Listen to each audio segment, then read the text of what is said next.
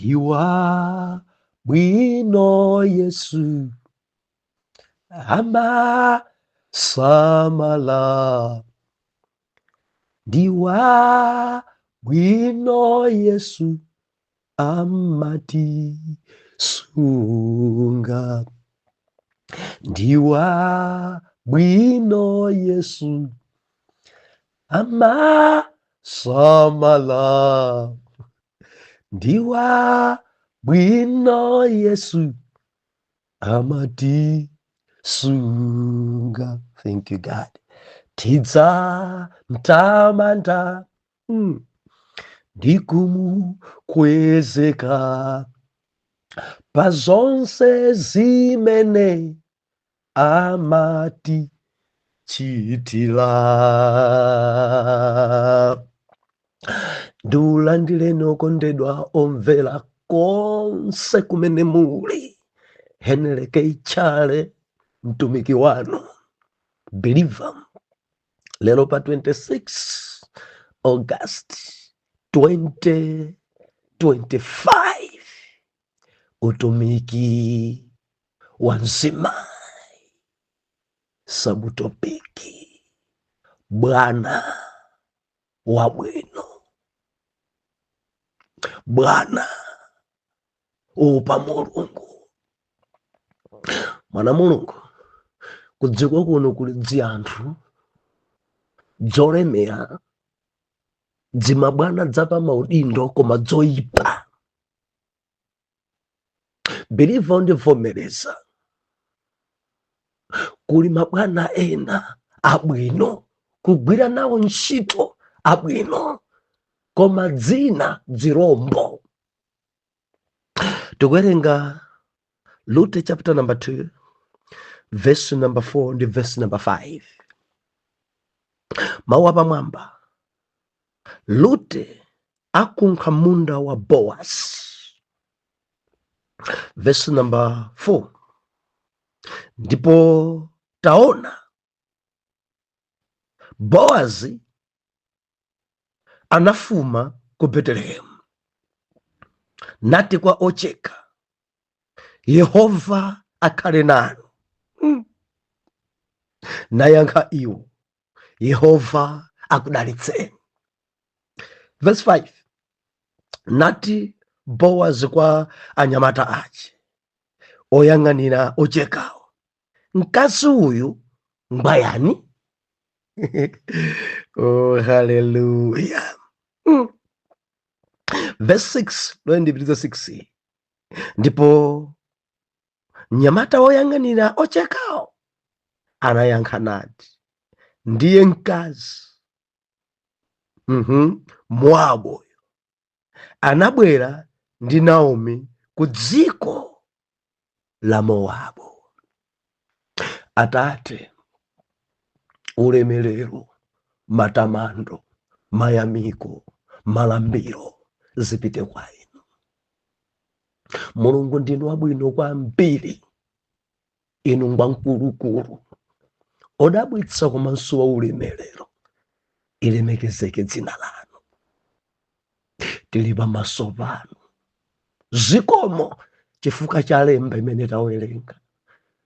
Tilankhuleni nsoni, tichenjezeni Jehova, mutilangize, dzudzulani, ndipo tidzamva m'dzina la Yesu. Amen. Believer, dzulo timanena kuti kuona mtima, kuchita zimene wapempha kuti ukachite, kukhulupirika, kukhala wachilungamo. Ndeti mamona ife Luke Nzimai adatsanzika, apongozi mundilole ndipite ndikafune tirigu minda mwa anthu olemera. Atamvomereza adapita di kumeneko, sadasemphanitse, adachita chimene iye adapempha kuti akachite. Adapita di kumundako, adatenga dengu lake, adatenga lichero lake, ulendo opita maminda kukafunafuna tirigu. Zimene adapempha adachita zimenezo. Kudziko kuno biliva kuli atambwali, kudziko kuno anthu akupusisidwa, kudziko kuno anthu akunamizana. Ndikupita ku overnight, koma sakupita ku overnight. Overnight yake ali nyumba mwa mzimayi wina, overnight yake ali nyumba mwa mamuna wina. Akamabwera nkumanena kuti mulungu zinali bwino kwambiri kuchechi, koma sanafikeko. Anthu kumasemphanitsa machitidwe. Biliva kuchitika nyansi kudziko kuno. Khalani woona mtima, khalani woona mtima. Ndalama zimene mwarenga za challenge, ndalama zimene mwasonkhesa kuti muli ndi msonkhano, ndalama zimenezo zigwiredi ntchito ya msonkhano. Zimene mwauza anthu kuti aliyense apereke motere kuti msonkhano wathu utheke. Khobi limeneyo, khalani oona mtima pa khobi limeneyo, igwire ntchito ya msonkhano. Khobi limeneyo, khalani oona mtima, mukaguledi zinthu za ku msonkhano osati za pa nyumba pano. Mudziwa nthawi ina ya misonkhano ena mapeza advantage, mabudget akunyumba kwawo kusakanisa ndi za ku msonkhano, kwatenga ma-cooking oil aku msonkhano kupitisa kunyumba kwawo. Wopemphera koma oyipa osaona mtima. Biliva ndadzona ni maso angawa, anthu akupambula ufa, anthu akutenga mafuta ophikira kunsonkhano zinthu nkumacheperera. Budget anthu aja nkumaombana mutu komiti aja a executive zakhala banja pa wina atatapa, atatenga, atapungula. Kuona mtima, kuchita zimene wapempha kuti ukachitezo. Mundimva mwana Mulungu, mwarenga 100,000, mufuna mukagule zinthu zakwayala, pitani mukagule zakwayalazo pa 1,000 imene mwatenga. Kamwatenga 500,000, kamwatenga 1 million, mukusonkhelana pa mpingo pano, mukusonkhelana pa grupu yanu, mukusonkhelana pa branch yanu. Ndalama zimene mwapita kapempha chilolezo kuti mufuna muyambe kugwirisa ntchito zikhaledi, zikagwiredi ntchito imeneyo.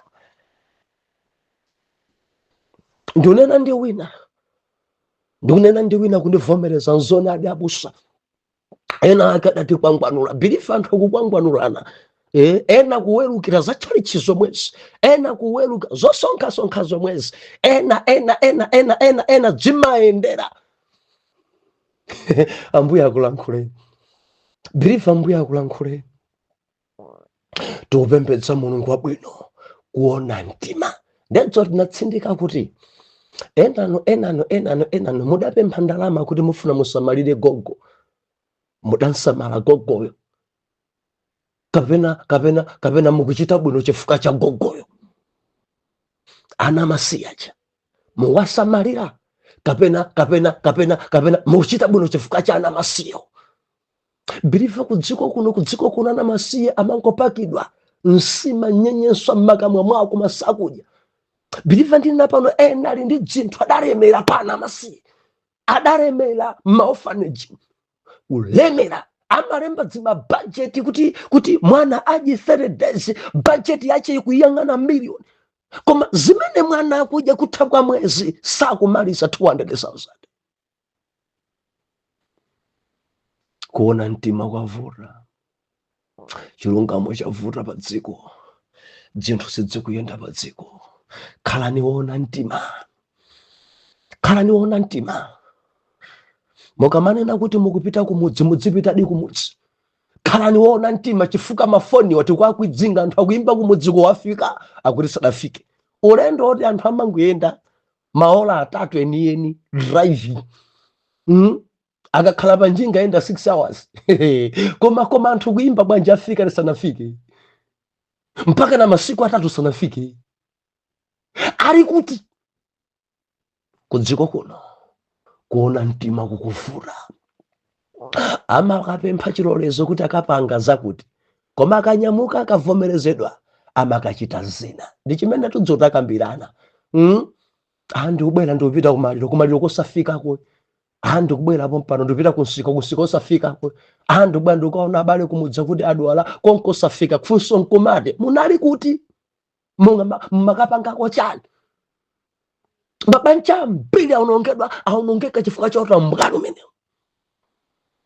Luti atiphunzitsa nzimayi uyoyo adatenga lichero, adatenga dengu, ulendo opita ku garden, ulendo opita ku munda kwa Boazi, adayambadi kugwira ntchitoyo, adayambadi kutumikira, adayamba kuweka. Khalani oona mtima machitidwe anu, khalani oona mtima pachuma, khalani oona mtima pa ntchito, khalani oona mtima chimene mwapasidwa chilolezo mudzichita chimenecho kumwamba adzasangalala nanu. Lero mwasanga kwambiri biliva tikunena kuti Bwana opemphera, Bwana opa Jehova, Bwana wabwino. Sabu topic imeneyi ikutionetsa ndithu kuti kudziko kuno kuli abwana mitundu ingapo. Biliva kuli abwana mitundu ingapo. Dzimabwana dzina, dzimabwana dzoyipa. Eti kunja kwangoti kwacha kuti ndiopita kuntchito mtima wakumangothawa. Kodi lero ndikuti akandikalipira dzichani lero. Biliva kuli dzimabwana dzoyipa zoti dzikamayamba kulalata, dzikamayamba kutukwana, iwe umangotsoti lerolo ndikuti akandisambudza endi mawanso akandisambudza. Okondedomvera dzanthu kudziko kuno dzilipo dzachuma dzolemera koma dzirombo dzanthu. Biliva usanditsutse ine akundidalitsa Boazi, munthu olemera, bwana wa chuma chambiri, koma ndikuona ine pali ubale pakati pa iyeyi ndi antchito ake. Taona nakuti amafuma ku Betelehemu, bwanayi atafika akuwapasa mdaliso antchito. Verse number 4 ndi verse number 5. Biliva verse 4 ikutsindika zimene Boazi akuchita ndi antchito ake. Njosowa izi atangofika Boazi anati bwa nati kwa ocheka, anati na bwanji ocheka, Yehova akhale nanu. Umona bwana ndi mdaliso uperekedwa kwa ntchito. Yehova akhale nanu. Ajanso adayankha bwa mdaliso omwewo adaubwezeresa. Verse number 4 ikutsindika natinso ochekawo adayankha bwanji nyamata, Yehova akhale nanu. Mukutha kuona Bwana akwafunira zabwino antchito ake, nawonso antchito akwafunira zabwino abwana ake.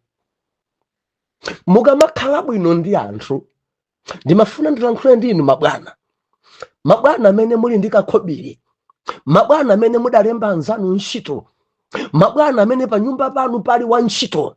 Enanu muli ndi gadi pa nyumba panu, enanu muli ndi okuphikirani pa nyumba panu, enanu muli ndi aja othirira moto pa nyumba panu, ena muli ndi anthu aja ogwira ntchito m'nyumba mwanu, ena amaweta zoweta zanu ndi ntchito, ena amakuchapirani. Ndekuti iniyo ndi bwana mudzikhala bwino ndi anthu, padzikhala ubale wabwino onga Boazi.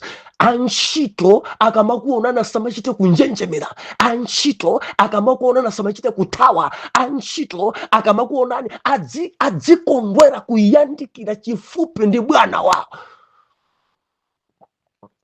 Ndinu bwana wa mtundu wanji uzunza antchito, bwana wa mtundu wanji umangokalipira antchito, bwana wa mtundu wanji umangotukwana. Endi dzimabwana dzina dzoyipa zimangotukwana. Chikakhala chibwana chonchamamuna kumangotukwana chikazi chokhachoka, chibwana koma chola mkamwa.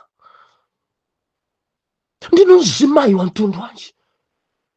Dzimabwana dzina dza mzimayi zozunza kutukwana chimuna chokhachoka antchito. Ngati pena pake palakwika kukambirana mwamtendere. Mwina sadakulope bwino kukambirana mwamtendere. Mwina chakudya sichinapye bwino kukambirana mwamtendere. Bwana opemphera. Ena maitenga nsimeji kuitenga nsima kumenya naye kujeni kunkhope mutu mupha waphika bwanji chonchi sima sinapye waphika bwanji chonchi. Abwana amene mukugenda ndi nsimayi uyu wantchito amene ndi chifaniziro cha Mulungu, ndipo chipongwe chimene mukuchita ndi anthu osauka komanso anthu amene mugwena ntchito Jehova akuyang'ana. Zikunkhumudwitsa Mulungu.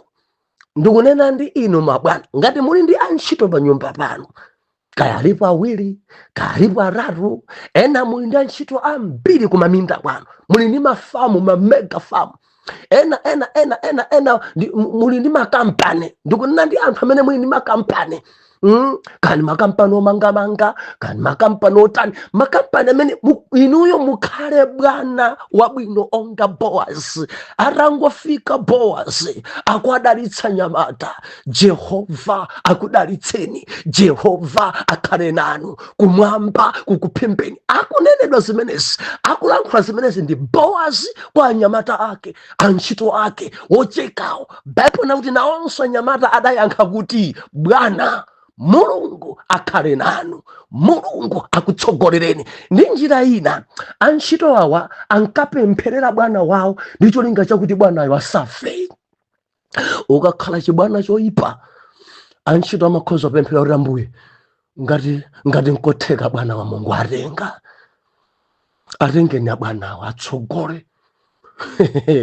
Ukangamba kudwala palibe wantchito ndi mmodzi yemwe amene angakupempherere. Nimafanene pano inu mabwana amene muli ndi ndalama zanu, ndikukamba ndi inuyo motati mwadwala, wantchito wanu uja wapagedi uja, wantchito wanu amene amakuphikirani uja, amene uja angamasale kuja kukupemphererani kuti Ambuye chonde bwanayi mpulumutseni. Ndikukufunsani inu, kodi antchito anu akamati akugona angapinde mawondo nkumapemphera kuti Ambuye bwana uyuyu mumpase moyo wautali kunena inuyo? Ndiyamika Ambuye chifukwa papa mwayankha basi. Koma ndimafandilize kwerere, khalani bwino ndi antchito, padzikhala ubale, musamakhale ngati mwina inu ndinuka Mulungu kena kake simumayandikiridwa, simumafikiridwa, endi palibe wantchito ngakhale mmodzi olomoni weni wantchito simumampasa. Mukangompeza nkunkalipira basi. Ugwira chani lero, upanga chani pano, mene wabwerera muchi abwana perekani kaye moni mukhale bwana wabwino. Ndikukamba ndi ena mumagulisa chimanga, anyamata ndimene amakugulisirani, mukhale bwana wabwino. Ndikukamba ndi ena muli ndi maloji, muli ndi marestaurant, mumaphika sakudya, makuki aja, maweta aja, kumalankhula nawo mabwino, osamangu akalipira daily. Bwana wabwino. Munthu aliyense amalakwitsa, aliyense amadodoma, bwana wabwino amakhala bwino ndi antchito ake. Ndikukamba ndi inu amene muli ma MP, inu amene muli zinduna, mudzikhala bwino ndi anthu, ma general manager mukhale bwino ndi anthu, a director mukhale bwino ndi anthu, ma bishop khalani bwino ndi anthu, padzikhala ubale onga Boaz ndi antchito ake. Panali ubale wabwino, panali ubale wabwino. Ankatha antchito kupembedzera trip ya bwana. enanu ankakupempherereni inu. Akhoza wina kuipinda bondo, Ambuye chonde ngati nkotheka mudalembapo zangozi lero, abwana akumane nayo, abwana akumane nayo chifukwa cha kuipa mtima, chintima cha satana. Anthu akamagwira ntchito kwa inu ndi chisomo, muyamikeni Mulungu kuti muli ndi antchito okuthandizani. Musamatenge ngati zitsiru, musamatenge ngati opanda makwawo, musamatenge ngati opeperayi, musamatenge ngati upanda pake. Alemekezeni chifukwa mkati mwawo ndi kachisi. Alemekezeni chifukwa Jehova amawakonda. Alemekezeni ali kudziko kuno pa cholinga cha Mulungu. Alemekezeni, apaseni ulemu. Ena wandi akuluakulu mwalemekezi. Oh, haleluya. Nthawi zonse ngwankulu ndilankhula ndinu mabwana, mukudziwa antchito anu aja ndi akuluakulu, inuyo ndinu mwana. Believers anditsutse, ena amene Mulungu akudalitsani ndi chuma ndinu ana, ndi mudalemba akuluakulu ntchito. Moti gadi wanuja inuyo ndi mwana, kodi akhoza khala kuti inuyo ndinu gulu ya dzukulu wake. Ndiye mukamamuyitanaso muyimwitaneni mwaulemu, ndi gogo wanu. Sanguti iwe Tomu, iwe Tomu, simungakhale bwana ole. Alemekezeni, akukugwirirani ntchito, akukuthandizani. Alemekezeni. Amene akukuphikirani uchi, mzimayi amene uchi, ndi saizi ya mdzukulu wanu, agogo wanu. Akamakuonani inuyo, ngakhale akukuphikirani, kakukugwadirani, amaona ngati mdzukulu wanu. Mulemekezeni. Pakhale ubale wabwino onga Bowazi ndi antchito wake. Andidalisa Bowazi, akwadalisa Jehova. Mulungu akhale nanu. Amalankhula mawu awa anyamata ali munda. Anyamata akujijirika, anyamata akuweka, akwafunira zabwino. Pamene mukukolola, Jehova akhale nanu. Pasapezeke chokukuvulazani, njoka isakulumeni mundamu. Jehova akhale nanu. Jehova akutsogolereni. Jehova akupaseni mphamvu kukhalako ndi mpata. Bwana opa Mulungu, bwana opemphera, amapinda maondo kupempherera antchito ake. Mudayambapo mwapempherera antchito anu, kukhi wanu mudampemphererako kale. Ndikunena ndi inuyo. Ochimani wanu mudampemphererapo kale. Ochimani wanu. Dalaivala wanu mudampemphererapo kale. Dalaiva kumpempherera. Ambuye mudziyenda naye dalaiva amene maso achadzona patali Jehova. Ndikupemphera akamayendesa samayendese ndiye, koma kumwamba Khristu Yesu mudzichita kumphimba ndi ulemerero. Adziona zapatali zonse koma asadziona za dzidzidzi zonse. Mwendo wake pa breki, asachite ngozi ina iliyonse. Mudzina kumupempherera dalaiva. Kumpempherera dalaiva. Kumpempherera kuti atembenuke mtima. Kama ngati mukhandi dalaiva osatembenuka mtima, ndikuti azisuta chamba muli momwemo. Ndi galimoto yonse mwatseka nkozizira. Ndikuti galimoto monse muchamba chokha. Mudzimpempherera dalaiva la wanu. Pempherera na ntchito wanu onse. Mukamasala zakudya pempherereni.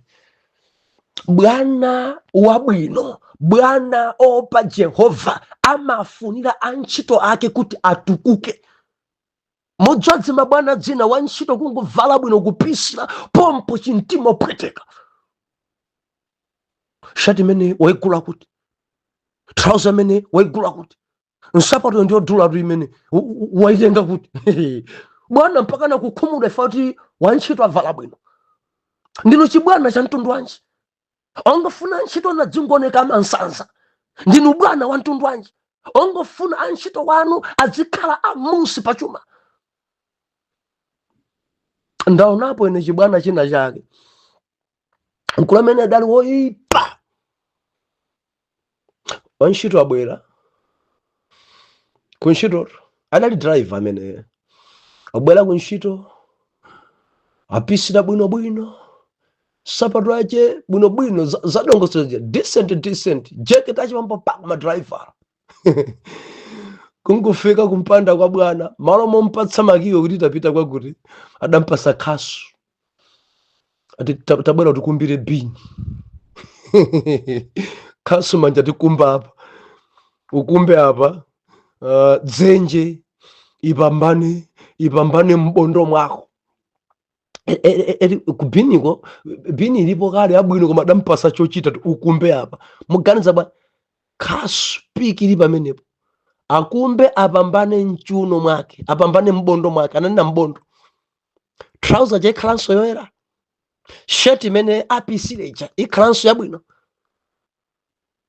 Ndikuti pompa jani deseratu mudzafacha ndi bwana koma osamuopa Mulungu, chifukwa pa kampanipo pamagwira ntchito azimayi, pamagwira ntchito azibambo.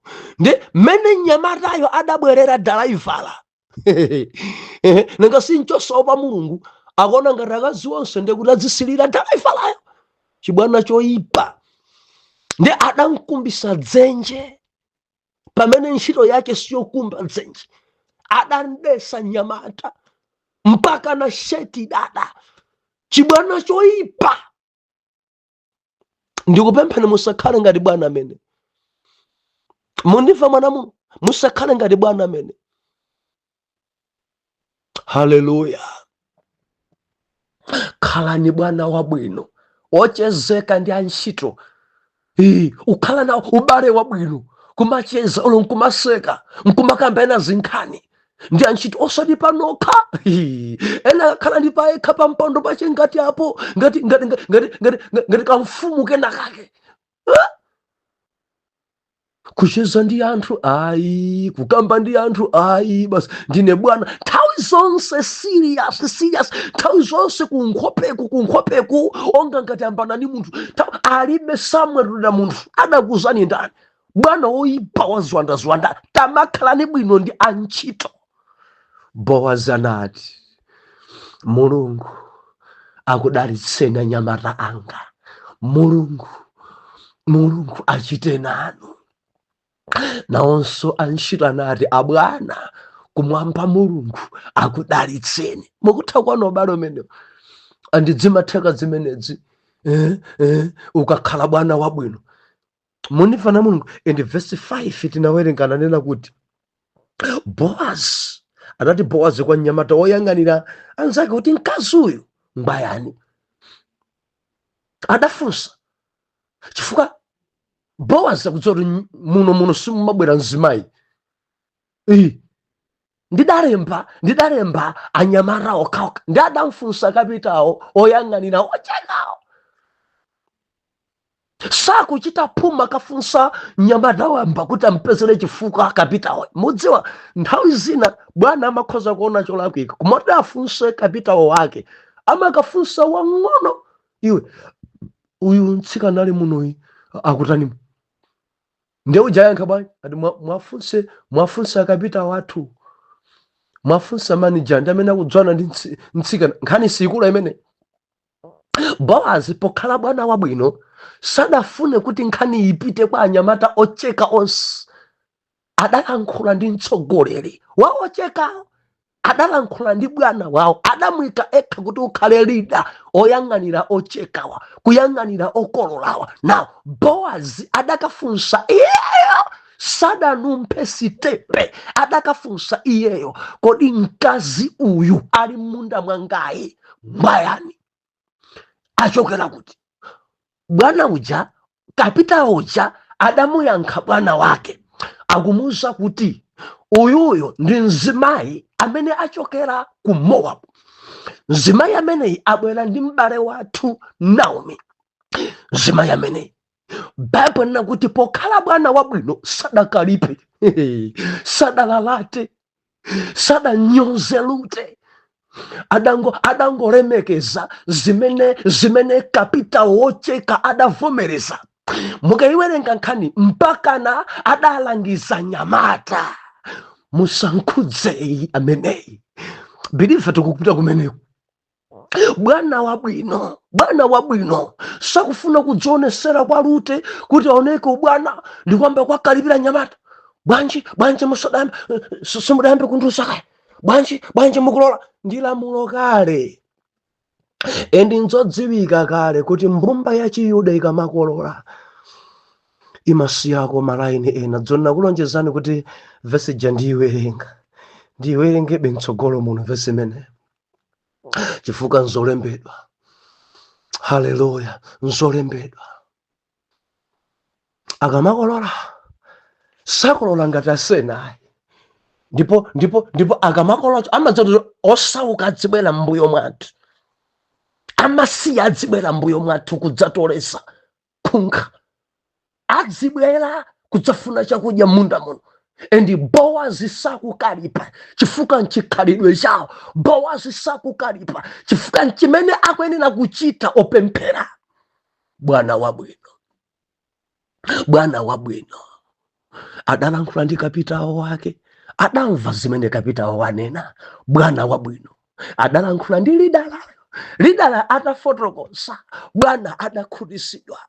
Sadafikenso kwa anyamata eti palubale wanji iyeyi ndi kapitawo eti kuti ampezere chifukwa wina antotole ampange demotion. Koma Bwana wabwino amacheza ndi antchito wake, amafikirika. Bwana wabwino amapempherera antchito wake. Bwana wabwino mundimva inu mabwana. ena kudziko kuno anthu akuzunzika, kudziko kuno anthu akuvutika. mene anthu amanyozedwera mu ntchitoku, kutukwanidwa ku ntchitoku, kulalatiridwa ku ntchitoku, kuchitika nyansi.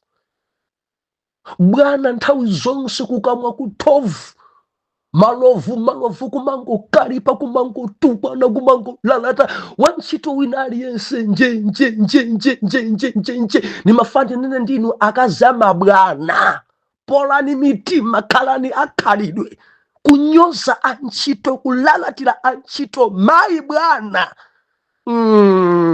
pali dzakazi zidzatsoyipa, dzakazi dzankanza, dzakazi dzolalata, dzakazi zoyipa. Moti antchito amanena kuti bolani bwana wa mamuna koma mkazi wake chirombo cha mzimayi. Phunziro iyi itithandize azimayi inu amene muli ndi ndalama, musamakhale woyipa mtima chonchoyo, musamakhale ankhanza, mudziakonda antchito, mudzialemekezanso antchito. Ali ndi mabanja awo, ali ndi amuna awo, ali ndi akazi awo. Amafunika kulemekezedwa, amafunika kupasidwa ulemu, amafunika kuwafuniranso zabwino, kuwapempherera. Musamatenge ngati zitserekwete akamakugwirirani ntchito, akamakhala pansi panu, musamatenge ngati upanda pake. Alinso muchikhalidwe cha Mulungu, muwalemekeze, mugwire nawo bwino ntchito zimene Jehova akufuna. Mundilondole mawu bwa Atate mu dzina la Yesu. Ndikupemphera Jehova chifukwa cha mwana wanu uyu, mudandalisako ndi miliyoni. Ali nawo antchito, koma zimene amachita ndi antchito, Mulungu ndikupemphera muchite kunthandiza. Wina uyo ni mkazi wa Bwana, ni mamuna wa Bwana, zochita zake akundandaula kwambiri antchito wake. Munsinthe khalidwe, ayambe kuchita bwino ndi antchito wake. Ilemekezeke dzina lanu Yawe. Wina ndu uyuyo amaphika madonasi, adalemba mnyamata ongulisira madonasi, koma mmene amankalipirira, mmene amanyozera, mmene amalankhwana daily amankontukwana. Jehova ndikupemphera munthandize mzimayi uyu kuti alemekeze amene amangulisira freezers wake. Jehova zichitike zimene koma Bwana onse amene alemba antchito awo, ena amakampani, ena mamindamo. Jehova ndikupemphera mzimu wa Bowazi ukafike mwa abwana onse, mzimu wa Bowazi ukafike kwa ma general manager, ma director, ma bishop. Mzimu umene udali mwa Bowazi wochezeka ndi antchito, opempherera antchito, oyanjira ndi antchito, ukafike mwa mabwana onse. Endi chiwanda china chilichonse chokalipa ndi chankhanza out mwana wanuyo. Chita naye ni matsopano m'dzina la Yesu. Oyera mtima tiyankhe kuti amen and amen. Ndipeleka chuma changa kwa Yehova wanga wankuludi. Ndipeleka nthawi yanga kwa Yehova wanga wankuludi. Hallelujah, hallelujah, hallelujah, amen, hallelujah. haleluya, haleluya, haleluya, amen, haleluya. Ndiwulandireni okondedwa omvera konse kumene muli. Henry Chale mtumiki wanu believer, lero pa 27 August 2025, utumiki wa mzimayi. Subtopic today, kudzipereka. Tikamanena kudzipereka, ndi munthu amene amagwira ntchito opanda wina ontuma, opanda wina kumkakamiza. Tiwerenga book la Luke chapter number 2 verse number 7. Bible inena kuti ndipo anati, undilole ndikunkhe ndiole pakati pa mitolo potsata ocheka. Nadza iye nakhala kuyambira mawa mpaka tsopano, koma nyumba samakhalitsamo. Atate, mwa Mbuye wathu Yesu Khristu, ulemerero lupite ku dzina lanu.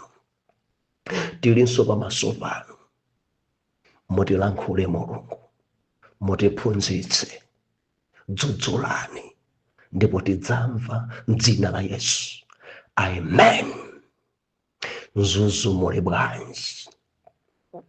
Omvera, titachoka pakalonga dzulo cha malaundi 3 tafika mu tauni ya Nzuzu, ende ntchito inayambika dzulo ya 101.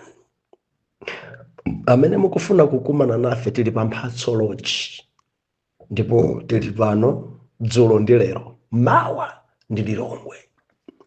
Ndi tsiku lonse la leroyi ndi 101.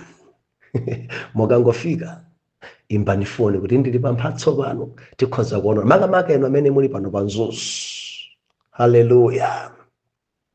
Omvera, dzulo tinali pano timanena kuti Bwana wabwino, wachuma, koma wopa Mulungu. Ende tinayiona nkhani dzulo kuti kudziko kuno kuli zinthu zolemera kwambiri koma zoyipa.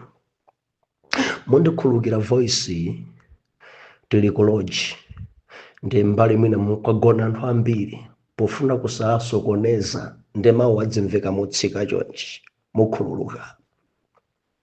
Kuli zinthu zolemera koma zoyipa, zinthu zolemera koma zongokalipira anthu, mabwana koma amene alibe ubale wabwino ndi wogwira ntchito.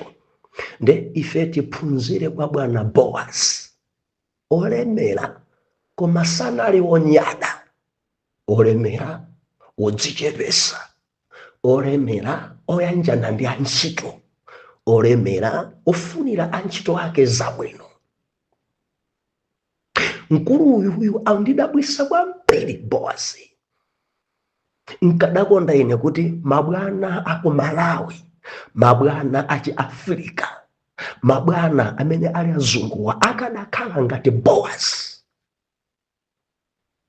Mudziwa anthu akuvutika muzintchito muchifukwa cha abwana, kumangotukwana, kumangolalata, kumangonyoza. Wina kugwira ntchito kuchita kusowa mtendere chifukwa cha bwana. Ndinanena dzulo, anthu ena driver la wina adabwera ku ntchito atachena, ende makomenti amene dzulo abwera dzandikhudza kwambiri. Bwana mpaka nakumkumbisa dzenje, ena mpaka na kufuna kunchosa. Wantchito wagula galimoto, kungubwera naye ku ntchito galimoto, bwana akumuwuza kuti ndimakupasa ndalama zambiri, salary yako yachuka ndikuchepesere sopano. Kungumva zoti amanga nyumba bwana pomwepo chinsanje. Kuli dzima bwana dzoyipa zimene sidzimafuna kuti antchito awo achite bwino. Dzima bwana dzopanda mulungu. Ndima bwana inde ali ndi ndalama inde koma mfiti zachabechabe. Dzima bwana dza ndalama inde koma dzirombo dza anthu. Bifa ndi dzirombo. Amangofuna kuti ogwira ntchito adzingokulukutika kumangokulukutika. Kungumva zoti agula nthuthumula pomwepo ndikuti zonse pano zili bwino amene sanatibere. Mudziwa anthu amagwira ntchito kwa inu amapanganso ma business. Akamachoka ku ntchito amapita ku business. Akamakhala ali ku ntchito ndikuti wina akuyendetsera business yawo. Ende masiku ano za online pali ma business ambiri. Ena kugula mbewu, ena kupanga ma business otumizirana, ena ma business akuluakulu ngakhale amagwira ntchito kwa wina. Ndi akachita bwino anthu amamba fufuza amene sanatibere amene ino muganiza kuti mulungu adangulemba kuti olemera mukhale nokha. Ndimafuna ndilize kwerere wantchito amene bwana mwamulemba lero musaganize kuti adzakhala choncho mpaka na kalekale. Mulungu si munthu ende mulungu si mbuyano. Chifukwa ena ndi abwana woyipa mwamangisa antchito kwamangisa ntchito mene akulemereramo ndikuti amene andibera mwasowa chani. Ayi koma ndikukuganiza kuti mene galimoto yagula iye ku kampani kwanoko kwasowa ndalama kapena kuti kumunda kwanoko kwasowa chimanga. Ena achosedwa ntchito chifukwa cha mavalidwe abwino. Ena achosedwa ntchito chifukwa choti umanga nyumba. Ena achosedwa ntchito chifukwa moyo wawo ambatukuka. Anawo amba kuchita bwino. Amva zoti ana awo akupita ma university wodula ndi amafusa iwe anako ukwalipira ndi chani. Oh haleluya. Poyamba rodabe mphabwana ananga akhoza mutithandizeko school fees adakana. Ndi akudabwa kuona anakewo akuphunzirabe mpakana akumaliza. Ndi dziko ndabwisa akuganiza kuti mwina akumbera. Dzima bwana koma dziri dzirombo dza anthu. Boazi amachita kuwapempherera. Boazi amachita kuwadalisa ntchito yake. Mene mtima wa Boazi udalili sangalole kuti wantchito wacha dzigona njala. Boazi uyoyo sangalole wantchito wacha dzivutika. Ndipo akadakhala masiku ano Boazi antchito wake akadagulira zoyendera. Akadagulira mithuthumula mabwana pamwamba ngati oyang'anira wocheka akadagulira pamene lenja. Haleluya. Mumakhala nawo bwanji antchito anu? Mudalembako kuti adzikuchapirani koma mene mumanzunzira sichinaere ungachape bwanji mtukwaneni walero mkalu wachape chabe ngatiwe amachapa chonchi mupalamula mkwiyo wa Mulungu osangomphunzitsa bwanji. Mwina sadaphike bwino osangomulangisa bwanji. Mwina sadakulope bwino osangomulangisa bwanji. Mumaima pachulu ndikuyamba kunyoza mtukwaneni. Munthu uyutu ali ndi mamuna wake aliso ndi ana ake. Tidzilemekezana. Tikamakhala pansi pa ena pansi panu kugwira ntchito sukuti ndife anthu opanda nzeru. Tidzilemekezana. Wina akamakugwira ntchito amakhala akukuthandizani ntchito yanu akuthandiza za chuma zanu. Koma musamachite mwano ndikumunyoza. Mukhale onga Boaz. I believe ndalankhula momveka. Inunso ntchito dziperekeni. Ndiye topic ya lero. Haleluya. Lero tikunena kuti kudzipereka. Okondedwa omvera. Luti mzimayi uyuyo mzimayi uyu ndi dalitso. Ndimafuna ndinene ndi azimayi ndi utumiki wanu kudzipereka pa ntchito, kudzipereka opanda wina kukuumilisa. Tikamayiona paseji iyi, Lute sadatumidwe ndi apongozi acho kasake chakudya. Lute Bible nakuti eka adapita kwa apongozi ndikuwauza apongozi, mundilole ndipite ndikasake tirigu ndikatolese. Eka adanyamuka eka ulendo opita kumunda wa Boazi. Eka Naomi sadamgwedeze kuti dzuka ukungoka, adanyamuka eka, adapita eka ndikasaka chakudya. Haleluya. Ndimanena masiku awiri adusawa kuti kukolola kwa Ayuda sizimafanana ndi mene Asena amakololera. Mene Muyuda amakololera according ndi malamulo a Moses, simene achewa amakololera. Simene amakololera atumbuka, amakolola mwa warobo angoni bwa amakolola mwa atonga kuzula chinangwa mpaka na kupalasa pasasale china chilichonse. So pale mavesi awa Levitical chapter number 19 verse number 9 ndinakulonjezani inali balance imeneyi, mundilole bwanji kuti tikambirane imeneyi. Levitical chapter number 19 verse number 9 akuna kuti pakukolola zinthu za mdziko mwanu usamakololetsa mphepetele mwa munda wako, musamakunkha khunkha, usamakunkha khunkha la munda wako wa mpesa. Verse 10 imene usamazitola zidagwazi za munda wako wa mpesa, uzisire osauka ndi alendo. Ine ndine Yehova Mulungu wanu. Wow. Oh, hallelujah. Levitical yemweyo mukawerenga chapter 23 verse number 22 aukamba nkhani yokhayo.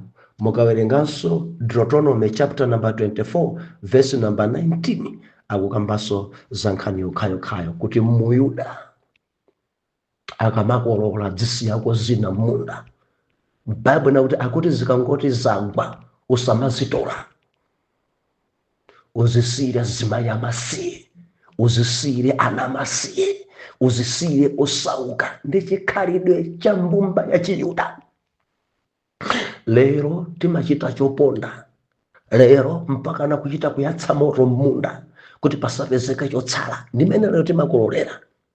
Sisi kutanthauza kuti sitingapase osowawo, mwina sabwera kumunda kwanu, koma mutatha kukolola, believe tamvera, uwakumbukire osauka, uwakumbukire amasiye, uwakumbukire ovutika, uwakumbukire azimayi ena amene alibe kalikonse. Ndi chikhalidwe cha Mulungu. Hallelujah. Ndikuti balance imene ndabweza Levitical 19 verse number 9 komanso Levitical chapter number 23 verse number 22 kuzabwera Deuteronomy chapter number 24 verse number 19 akukamba mmene Ayuda amakololera m'minda mwawo. Mwasanga Lute mzimayi wodzipereka, Lute mzimayi ogwira ntchito, Lute Bible nena kuti Boazi atafika kumunda kucha, atatha kuwadalitsa antchito ndikumdalitsa iye, adafunsa mkazi uyu mwakuti ali munda bwangaye ndi ndani. Ndi kapitawo amene amayang'anira ocheka adamuyankha nakuti uyu ndi Mowabu, Lute amene adabwera ndi m'bale wanu Naomi. Ndi akuchita kumfotokozera, akundisangalatseni ochekayi, akuchita kumfotokozera kuti atabwera adandipempha undivomereze ndidzalonda ochekawo, endi ine ndamvomereza. Abwana tamverani, mzimayi uyu ndi mzimayi okangalika, ndi mzimayi ogwira ntchito. Ende akunena pa verse number 7 akulankhula ndi ochekawo, akumfotokozera bwana Boaz chimene akuchita Rute. Akuti mayi wewe akumalonda ochekawo, akumayigwira ntchito, akundisangalatsa nena kuti sakukhala pansi.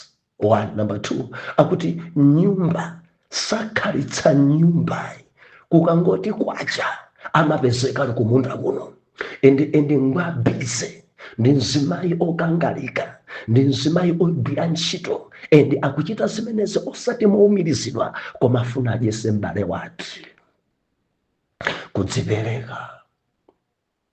Ndimafuna ndichenjeze mpingo wa Mulungu, khalani wodzipereka. Zilipo zina zimene zikufuna kuti zikonzedwe, musamadikirire kuchita kutumidwayi, musamadikirire kuuzidwayi.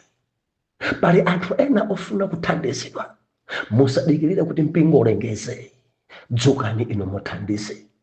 Pena pake pali gap, kandi kuchali chiwano, kama kukonza misonkhano, pena pake sidzikukwanayi. Ndipemphe kuti dziperekeni, osachita kuumirizidwa koma nokha kudzipereka kuti ntchito ya Mulungu ipite chitsogolo. Rute atiphunzitse. Rute akuntumikira Naomi, osati kuti ali ndi chiyembekezo pa Naomi. Apa ndimafuna mundimvese bwinobwino apa. Okondedwa omvera, ndi azimayi angati lero mamuna wake atamwalira, amene angalolebe kusamalira apongozi ake atakalamba. Ndi azimayi angati dziko langa la Malawi, ndi azimayi angati mu Afrika, mamuna angokwata naye kumene sanabereke naye mwana, mamuna uja nkumwalira ndikusiya mayi ache. Mpongoziyo nkumanena kuti ndikhalabe nanu apongozi, osati kungokhala nawo koma kudzipereka pa ntchito, kupita kafuna chakudya kuti apongozi adye. Mamuna atamwalira asanabereke naye. Mudziwa chimene kudziko kuno amanena kuti ngati mamuna amwalira usanabale naye ndi kuti chibale sichinalumikizike. Amanena kuti chibale chimalumikizika pamene wabalako mwana, koma ngati mwana yakulibe ndi kuti chibalecho palibe. Ine ndikuganiza kuti akadakhala lero Naomi akadakhala ekha, Naomi sakadathandizidwa, mpongozi zake sakadatenga gawo, ende padalibe chilichonse chimene akadapanga. Koma tikumuona ife mzimayi uyuyu Rute akutumikira, akujichilika, akudzipereka, akufuna chakudya, kukafunafuna eti nyumba osakhala mamawa mpaka na madzulo, akutoleza, akukunga ya balere munda mwa Bowazi. Nzosowa izi, ana Mulungu nzosowa izi, ana yawe izi zinzosowa. Kudzipereka, kumuyang'ana gogo mimba mwake mulibenso mwana, endi sangakwatidwe sangakwatidwe chifukwa adachinena kale. Ndipo ankalonda osati kuti ndikapeze mamunayo, koma adali ndi udindo ongodzipereka kuti ndifuna ndasamale apongozi. Endi adachita kulumbira kunena kuti anthu akwanu akhalaso anthu akwathu, manda akwanu akhalaso manda akwathu. Andilange Mulungu chikapezeka chinthu chotilekanitsa inu ndi ine. Bilifa tikhale wodzipereka pakuthandiza, kukhala wodzipereka pakuyigwira ntchito ya Mulungu, kukhala wodzipereka poyima ndi ena, kukhala wodzipereka osayembekezera thandizo kwa amene mukunthandizayo. Ayi, kudzipereka. Rute adadzipereka kwathunthu, endi kapita wocheka akuchita kunchemerera kwa Bowazi. Mayi uyu mamawa mpaka na pano mzimayi uyu nyumba sakhalai, mzimayi uyu olopa mthunzi sakukhala, akungogwira ntchito kuti apeze chakudya akadye ndi abongo zake. Kudzipereka sadapemphedwe. Oyera mtima musamadikirire kupemphedwa, musamadikirire kuchita kuuzidwa. Vumbulutso ikupezeni kuti Naomi afunika chakudya. Vumbulutso ikupezeni kuti pano ndisangokhala. Vumbulutso ikupezeni kuti mudzipereke. Chechi yanu jamukayiyang'ana ikuoneka bwa. Mchechi mwanu muli mipando. Mchechi yanu ija Floyd bwa.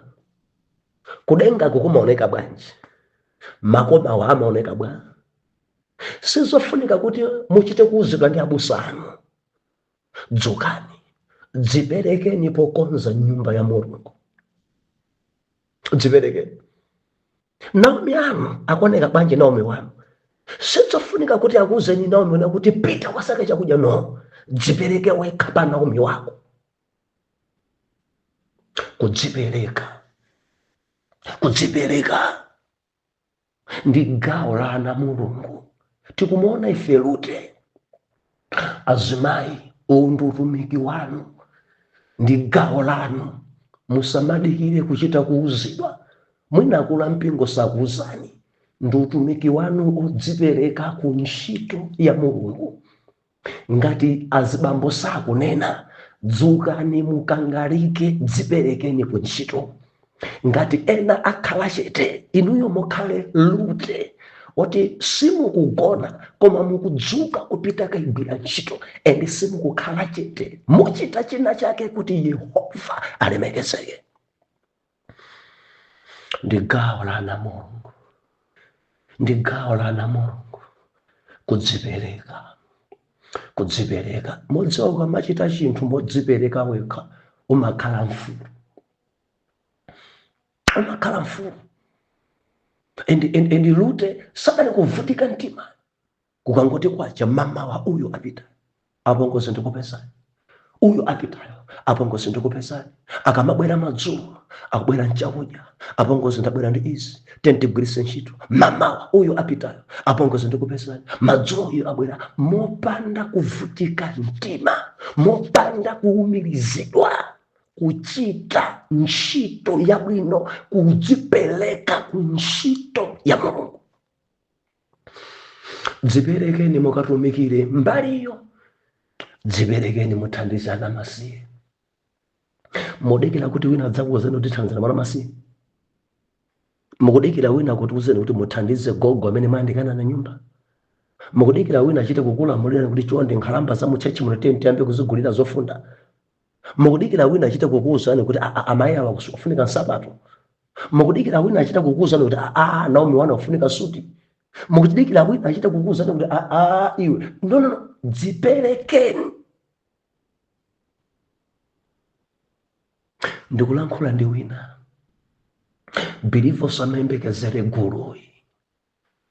Naomi akadayembekezera gulu. I mean Rute akadayembekezera gulu, akadakhala wopanda chakudya. Mwina akadati kuno ndi kwawo apongozi. Ndidikire kaye kuti abale awo achita chani. Oh, haleluya, haleluya. Endi kanzimu kamene kakoti tidikire abale awo kachedesa zinthu. Dzipereke. Dzipereke. Ena mati ndidikire kaye kuti akutsogolo kwapanga chani. Dziko chedesa. Dzuka. Osadikire akutsogolo, chita chimene iwe ukumva kuti uchite. Ndidikire kaye kuti anawo achita bwanji. Nkhani si anawo. Si abale awo. Inuyo Mulungu pokukuzindikiritsani kuti pali vuto, Jehova akufuna kuti mutenge mbali.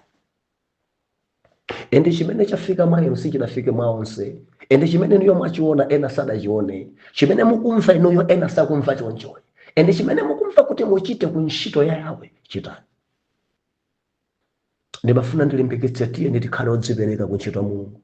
chifukwa ena pano mukudikira kuchita kuuzidwa, mulilede kale mukudikira patsogolo, mulilede kale mukudikira mwina mwake achite tamvera.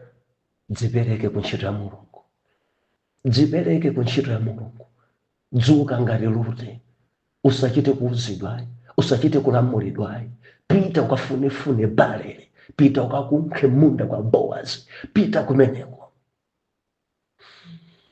Ndibwereze ponena kuti mautumiki ambiri ku Afrika, mautumiki ambiri pa dziko pano, ngati dziko longosoka, ngati dziko yenda machalichimu, ndinu azimayi.